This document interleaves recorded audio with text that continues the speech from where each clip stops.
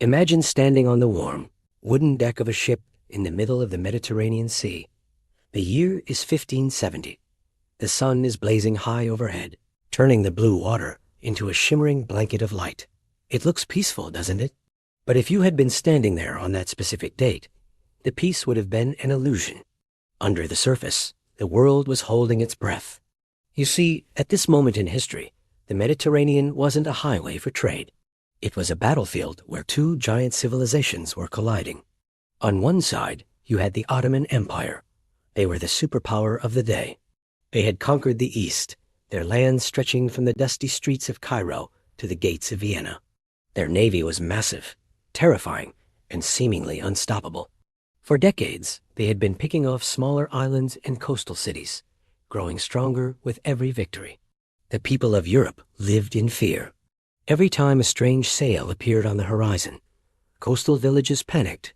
Families would pack their belongings, running inland, terrified that the terrifying Ottoman galleys were coming to take them away. The problem wasn't just that the Ottomans were strong. It was that the Europeans were weak, not in weapons, but in unity. Europe was a mess of jealousy and bickering.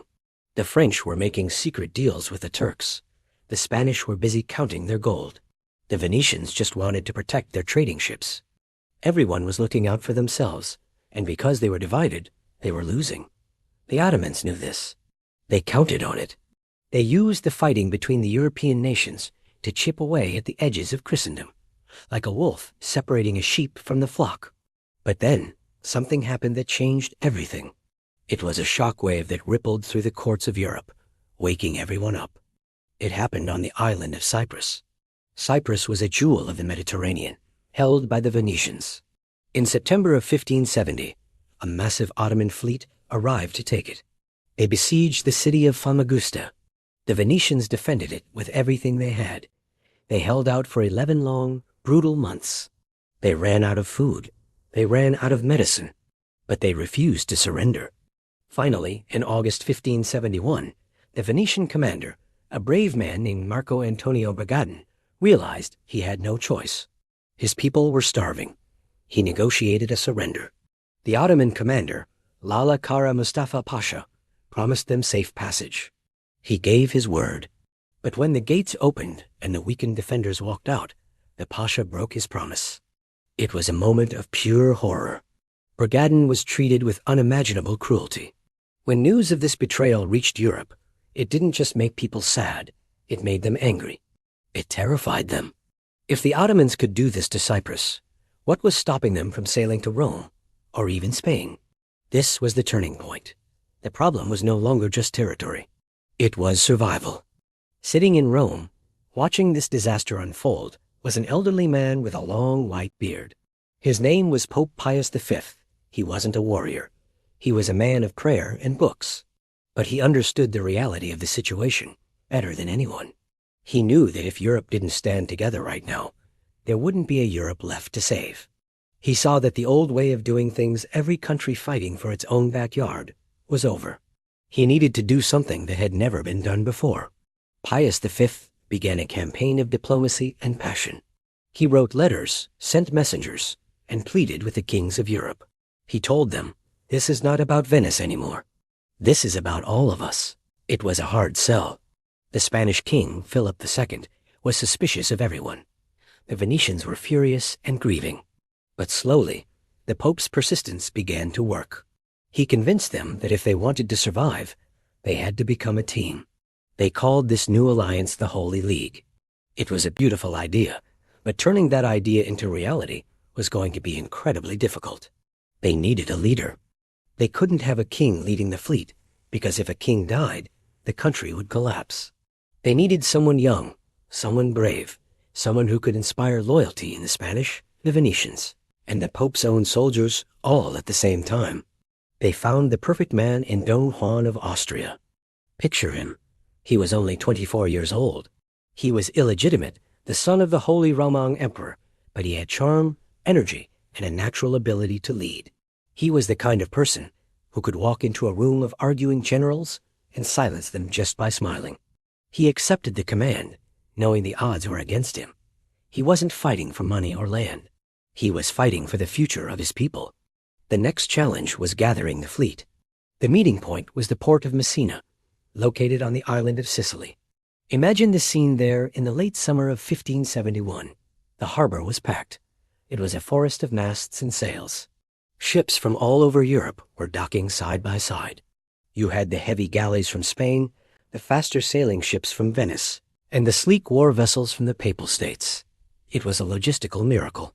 Just getting that many men and ships to the same place at the same time in the 16th century was a massive achievement. But there was tension in the air. These men didn't know each other. They spoke different languages. They had different customs. The Spanish soldiers looked at the Venetians with distrust. The Venetians looked at the Spanish with arrogance. The atmosphere was thick with anxiety. They had a few short weeks to turn this ragtag bunch of strangers into a single, unified fighting force. And time was running out. Meanwhile, just across the sea, the Ottoman fleet was waiting. They were commanded by Ali Pasha, a man just as ambitious as Don Juan. He had hundreds of ships. His sailors were veterans, tough men who had spent their lives at sea. He knew the Holy League was forming. In fact, he was so confident in his strength that he was eager to crush them before they even had a chance to get organized. He wanted to destroy this new alliance while it was still weak, to prove once and for all that the Mediterranean belonged to the Ottoman Empire. The stakes couldn't have been higher. If the Holy League failed, if they were defeated at sea, the coastlines of Italy and Spain would be open to attack. The Pope would be captured. Cities would burn. Thousands more would be enslaved. The weight of this fear hung over the men in Messina like a heavy cloud. They knew that this wasn't just a battle. It was a last stand. Don Juan worked tirelessly to fix the problems. He walked the docks, shaking hands with sailors, eating the same hard bread and cheese that his men ate. He gave speeches, not from a throne, but from the deck of his ship, looking his soldiers in the eye. He told them that the past didn't matter. It didn't matter if you were Spanish or Venetian. From that day forward, he said, you are all brothers. You are all Christians. You are all fighting for the same thing. He instituted strict discipline to keep the peace. He banned gambling to stop arguments over money. He made sure the food was distributed fairly, so no one went hungry while others feasted. He was turning a mob into an army. But the biggest problem was still the fear. The Ottomans had a reputation for invincibility. The Christian sailors had grown up hearing stories of Turkish firepower and bravery. Many of them believed they were sailing to their deaths. Don Juan knew he had to change that mindset. He had to give them hope. To do this, he added a spiritual element to the preparation. He wasn't just preparing a fleet. He was preparing a crusade. Priests walked among the ships, offering blessings and forgiveness for sins. This might seem strange to us today, but for a man in 1571 facing possible death, it meant everything. It gave them peace. It gave them a reason to be brave that was bigger than themselves. They weren't just fighting for a paycheck anymore. They were fighting for their souls. Finally, in late September, the fleet was ready. The ships were provisioned. The cannons were loaded. The men were trained as well as they could be in such a short time. Don Juan gathered his captains for a final meeting. They unfurled a massive blue flag, the banner of the Holy League. It had the image of Christ. Crucibles were cold and dark, but they kept sailing. They knew that the fate of the world was sitting on the shoulders of that wooden fleet. Somewhere ahead, in the mists of the horizon, the enemy was waiting. Ali Pasha and his captains were confident, rested, and ready. They believed they were the masters of the sea. They had no idea that the force coming to meet them had been forged in desperation and hope. This is the story of the Battle of Lepanto. It's a story about how a group of people decided that enough was enough. They realized that standing alone meant falling alone, but standing together meant they had a chance. It is a story that takes us from the darkest moments of betrayal to the first rays of a new dawn. It's a story about the power of human spirit when it is pushed to the limit. As the ships moved closer to the fateful date of October 7th, the tension on board was unbearable.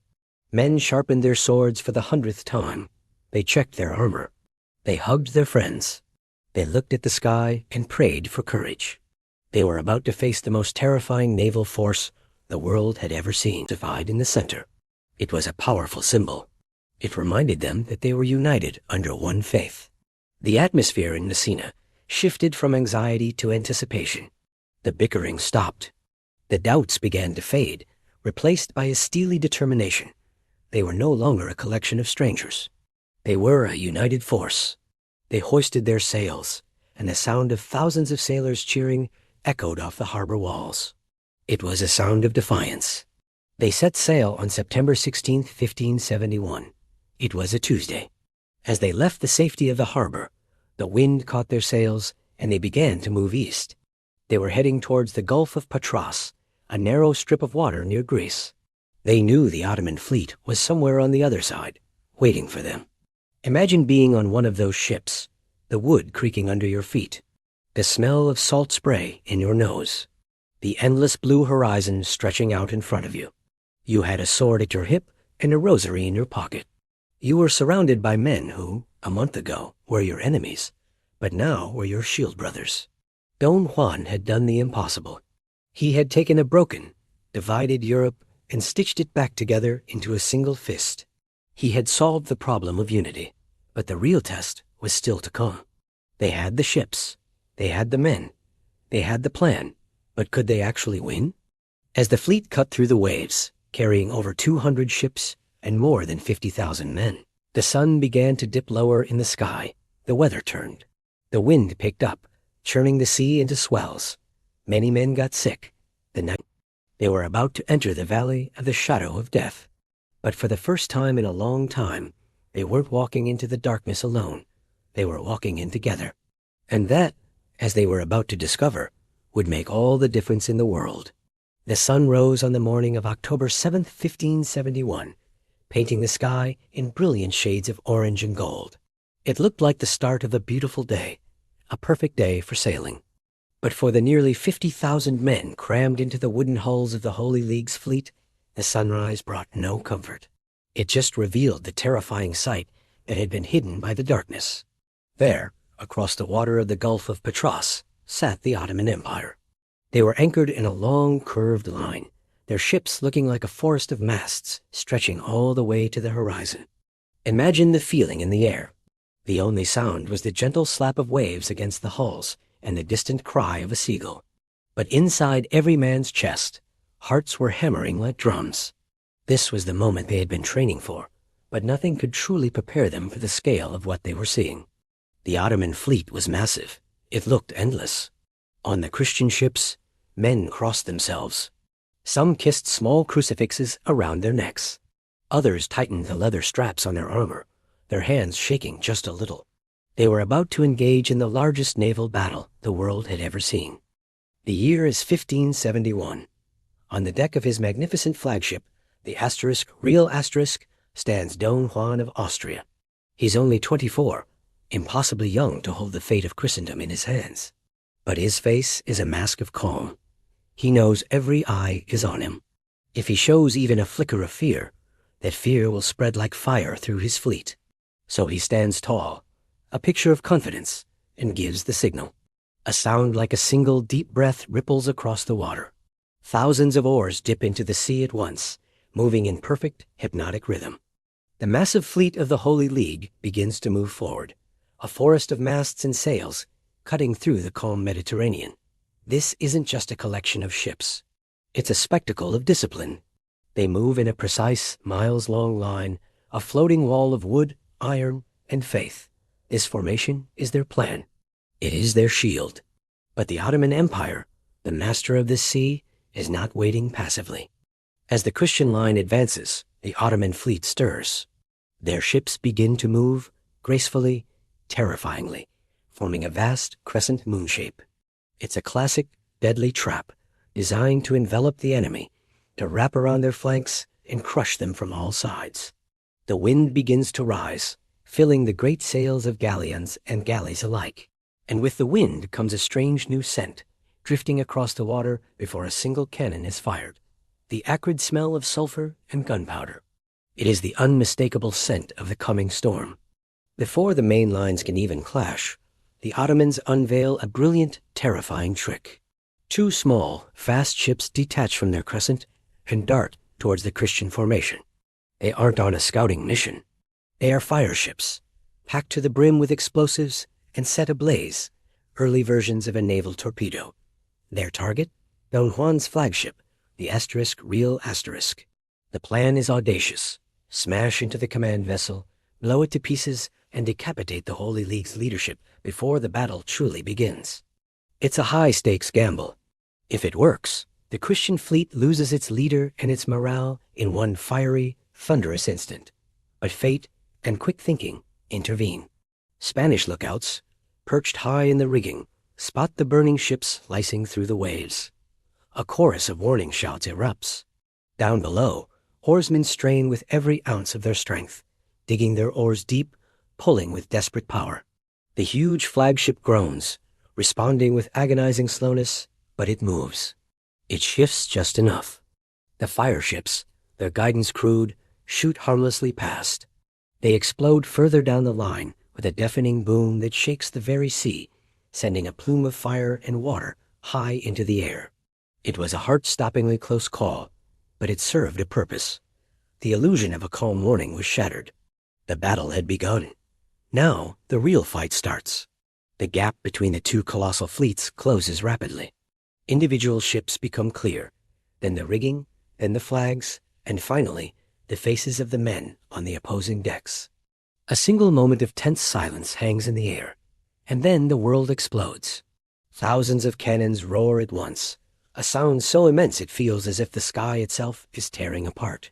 Massive clouds of thick, white smoke billow out, shrouding the sun, turning the bright day into a hazy, gray twilight. The air becomes heavy, choked with smoke and the stench of burnt powder, making it hard to breathe. The world shrinks to a bubble of heat, noise, and terrifying confusion. On the Christian left wing, a crisis is unfolding. The Venetian squadron, led by the grizzled veteran Agostino Barbarego, is locked in a desperate struggle with the Ottoman right, commanded by the cunning and aggressive Mehmet Ali. Mehmet sees an opportunity. The Venetian ships are positioned close to the coast. He orders his fleet to press forward, to use their numbers to pin the Venetians against the muddy shallows, where their larger, heavier ships will be unable to maneuver. For a moment, it looks like the plan will work. The Venetian galleys are taking a ferocious pounding. Arrows rain down on their decks in thick, black clouds. The sea froths as ships ram into one another, the crunch of splintering wood echoing under the cannon fire. This is not a battle of tactics anymore. It is a brutal, physical brawl. Sailors hurl grappling hooks across the narrow gap of water, pulling the enemy ships flush against their own. With a roar, men swarm across the rails, jumping onto enemy decks to fight hand to hand. The clash of swords on shields, the guttural screams of fighting men, and the crack of muskets join the deafening symphony of war. And then, tragedy strikes. Agostino Barbarego, standing fearlessly on his deck, directing his men, shouting orders to be heard over the chaos, becomes a target. An arrow, a single deadly missile, flashes through the smoke and strikes him directly in the eye.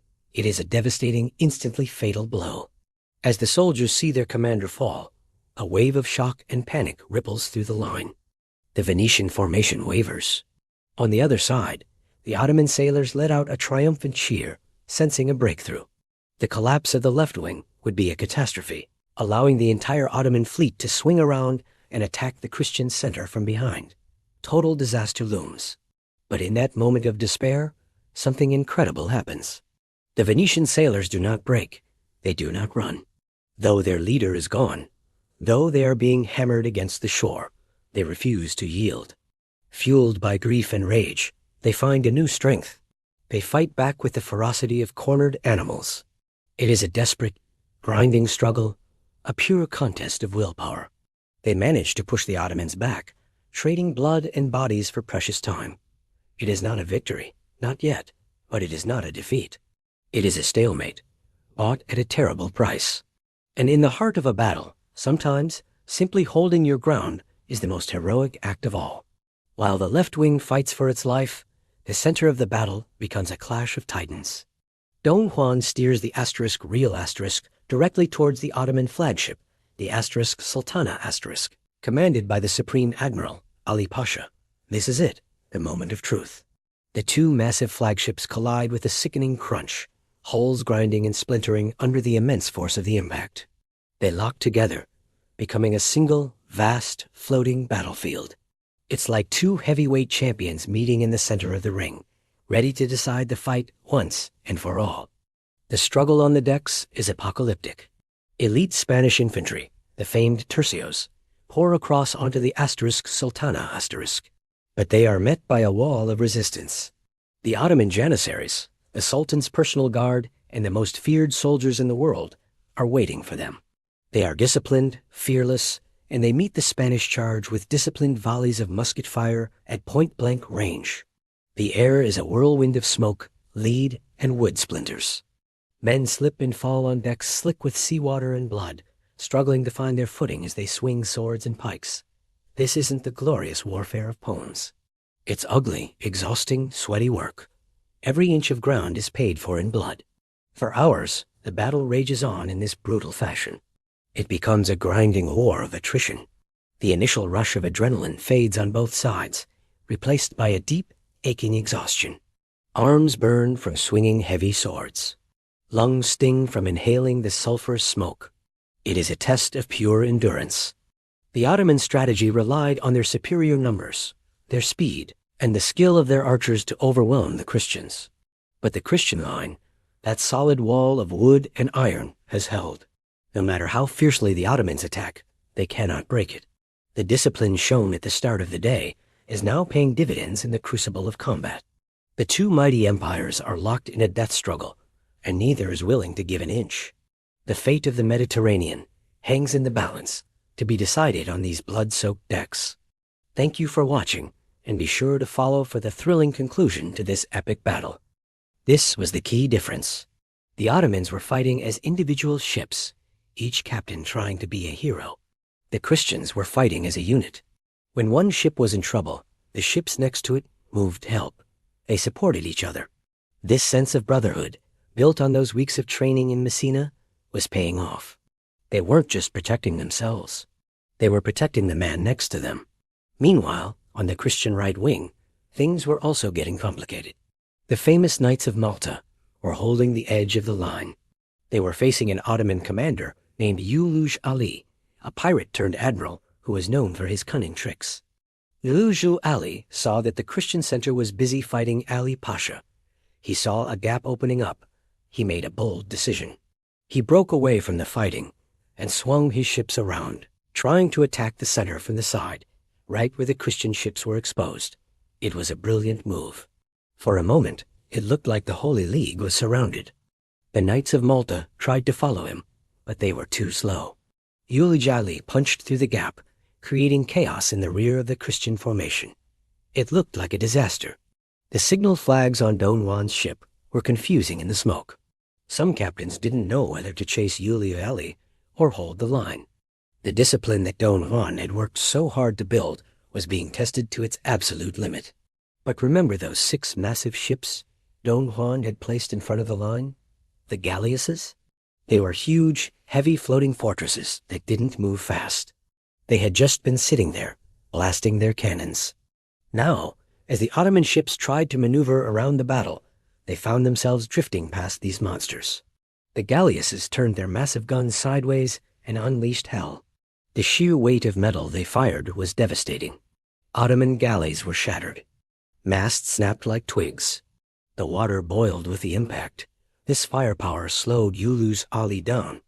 It gave the Christian right wing time to react. They turned their ships and formed a new line, blocking the path. It was a close call, but the failed attempt by the Ottomans to break the formation had been stopped by the sheer weight of Christian firepower and the stubbornness of the sailors. By early afternoon, the battle was deadlocked. It had been hours of non-stop fighting. The smoke was so thick you could barely see your hand in front of your face. The noise was a constant roar. Men were collapsing from exhaustion, not just wounds. Both sides had given everything they had. It was a struggle where neither side could gain the upper hand. The Christian formation had held, but it hadn't won yet. The Ottoman fleet was still dangerous, still full of fight. It was at this moment, the absolute lowest point of the struggle, that the difference in training and leadership became clear. Don Juan looked out from the high deck of his ship. He saw that his center was locked with the Ottoman center. He saw his left wing holding the coast. He saw his right wing recovering from the ambush. He knew he had one card left to play. He had held back a reserve squadron of ships, keeping them safe behind the main line. They were fresh. They were rested. And now they were the only ones who could break the stalemate. But sending in the reserves was a gamble. If he sent them in too early, they would get tired and be useless. If he sent them in too late, the battle would be lost. He had to wait for the perfect moment. He had to wait for the Ottomans to make a mistake, to show a sign of weakness. That sign finally came. The sheer discipline of the Christian line began to wear down the Ottoman attack. The Janissaries were running out of ammunition and arrows. The constant pushing and shoving of the ships was taking its toll. The Ottoman formation, which had started as a strong crescent, was becoming jagged and uneven. There were gaps, small islands of confusion. The struggle had been brutal. The Holy League had lost ships. Good men had fallen. The famous writer Miguel de Cervantes, who was on one of the ships, would later say that he lost the use of his left hand in this battle, calling it the most high and memorable occasion. They had paid a high price in blood and sweat, but they hadn't broken. They had absorbed the best the Ottomans had to give, and they were still standing. Think about the human spirit in those ships. Fear tells you to run. Pain tells you to stop. But these men, these strangers from different lands who had become brothers, kept pushing forward. They were fighting not just for a piece of land, but for the idea that freedom is worth fighting for. They were fighting for their families back home, sleeping safely in their beds, unaware of the hell their husbands and fathers were enduring on the sea. The Ottoman commanders were fierce, but they were used to winning. They were used to their enemies scattering when things got tough. But today, the enemy wasn't scattering. They were holding fast. This confusion began to spread through the Ottoman ranks. Why weren't they running? Why were they still coming? Don Juan saw this hesitation. He saw the banners of the Ottoman ships dipping slightly, not from the wind, but from the exhaustion of the men holding them. The tide of the struggle was turning, not because of a secret weapon, but because of grit. The Holy League had taken the hardest punch the Ottoman Empire could throw, and they were still on their feet. They were bloody, they were battered, but they were ready. As the afternoon wore on, the sun began to dip lower in the sky, casting long, eerie shadows across the floating battlefield. The smoke turned a dirty orange color. The sounds of shouting became clearer as the cannon fire slowed down just a little. The battle wasn't over, but the momentum was shifting. The struggle had turned into a test of endurance. And it was the Holy League that was finding reserves of strength they didn't know they had.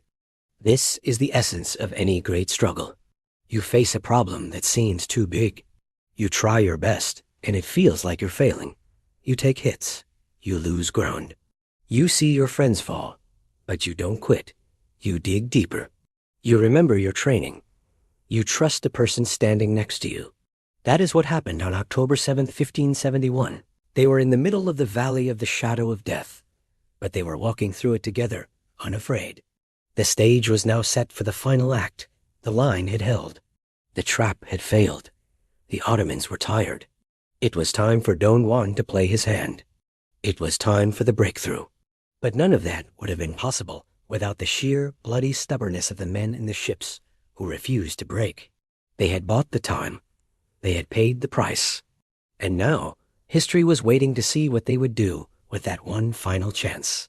The sun was high overhead, beating down on the wooden decks, making the air shimmer with heat. The smoke from the cannons hung low, thick and choking, turning the bright afternoon into a hazy gray twilight. For hours, the battle had been a brutal stalemate.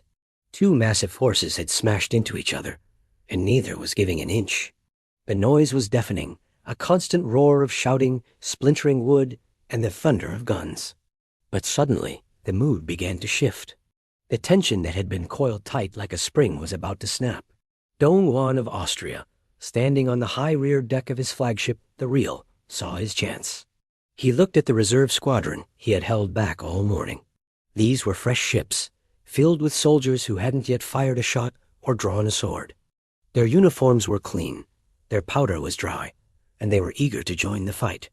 Don Juan knew that if he waited any longer, his tired men in the center might break.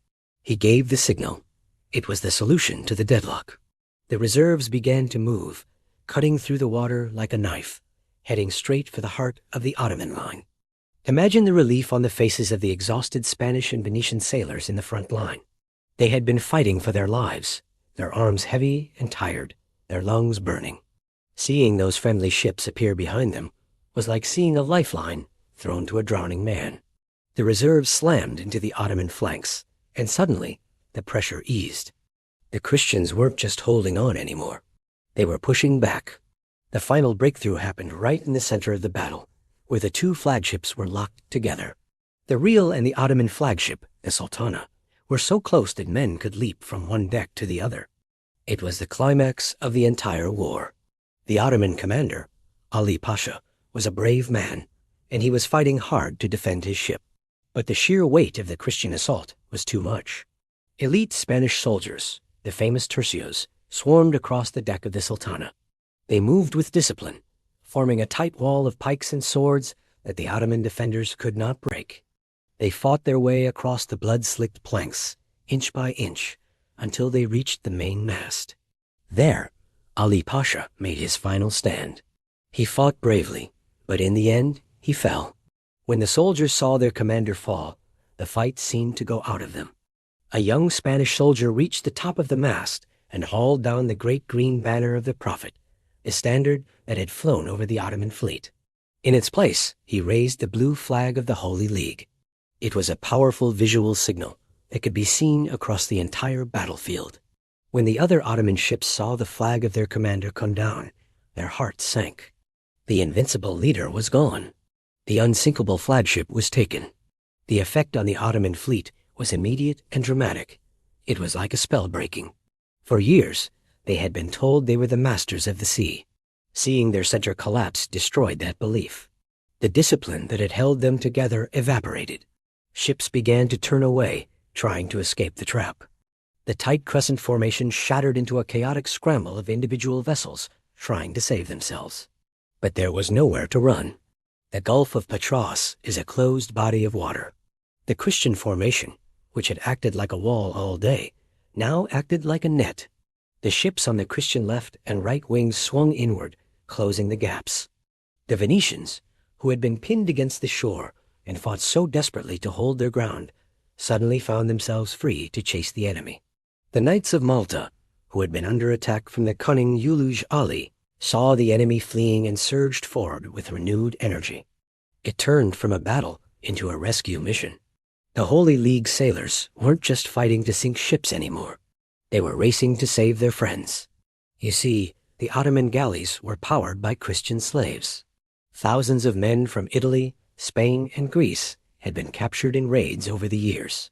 They were chained to the oars, forced to row until their hands bled. The Christian sailors knew that if they sank an Ottoman ship, they might be killing their own brothers. So they didn't sink them, they boarded them. This is one of the most emotional moments of the entire day. Imagine being one of those galley slaves. You are sitting in the dark, hot belly of the ship, chained to a heavy wooden bench. You hear the screams of battle above. You smell the smoke. You have no idea who is winning. You are terrified that if the ship sinks, you will go down with it, still chained to the oar. You can only wait and pray. Suddenly, a hatch bursts open. Light floods in. A soldier jumps down, sword in hand. But instead of striking you, he swings his blade at the lock on your chain. Click. The lock snaps open. You are free. A stranger reaches out a hand to pull you up into the sunlight. On that day, October 7th, 1571, over 12,000 Christian slaves were freed. Can you imagine that scene? Men weeping with joy, hugging the rough sailors who had saved them, stumbling up onto the decks to see the Christian flags flying in victory. It was a moment of pure, unadulterated joy amidst the horror of war.